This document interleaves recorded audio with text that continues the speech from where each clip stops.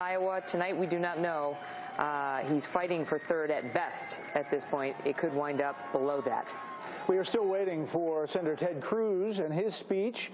Back with us now, let's bring in Fox News political analyst, co-host of The Five, Juan Williams, Fox News senior political analyst, Brit Hume, Martha McCallum, who's been crunching all those exit poll numbers, former White House press secretary, co-host of The Five, Dana Perino. Okay, Dana, thoughts on what you've heard? A couple of things. I thought that Marco Rubio coming out and saying it's my fault actually gives his supporters a little bit of hope going into South Carolina. And if you remember in 1988, when the wimp factor was attached to George H.W. Bush, that was that was starting to settle in.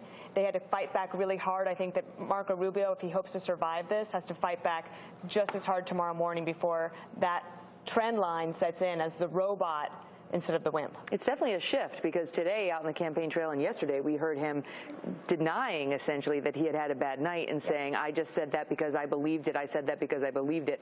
And clearly it didn't help him in this state. Brett, your thoughts? I think he's wounded. He had a head of steam on a second place finish in Iowa, and he finished worse than expected here, I think, and worse than earlier expectations. So I think he's damaged. He's not out. He'll fight on, but I think Donald Trump is back in the driver's seat. He's the front runner, clearly, unmistakably.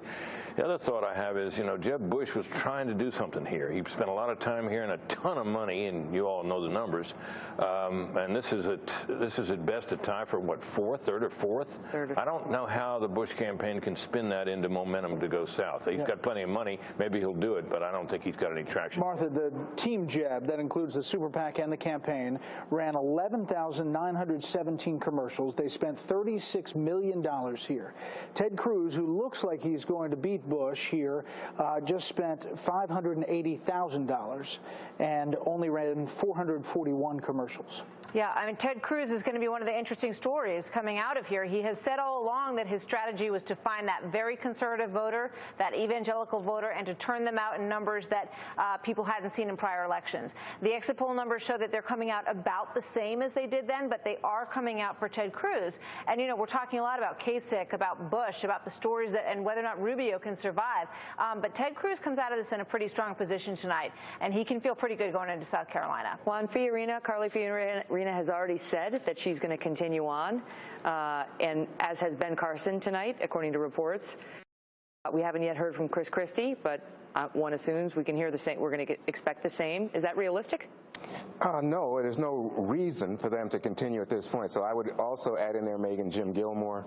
I think less than 1% at this point. So you talked about Dr. Carson, Carly Fiorina, and then you come to the issue of Christie that you and Bret Baier touched on earlier. He's not going to be in the debate, the upcoming debate. So he's off the stage.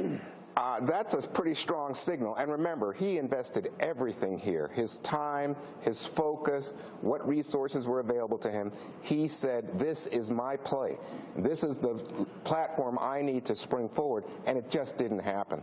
And just an interesting tidbit from the Washington Post.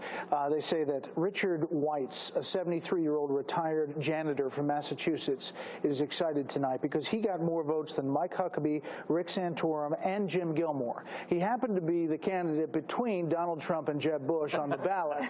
But congratulations, Mr. Weitz, and good luck going forward. Just on the point that you were making about Governor Christie, why didn't he fail to resonate? I mean, he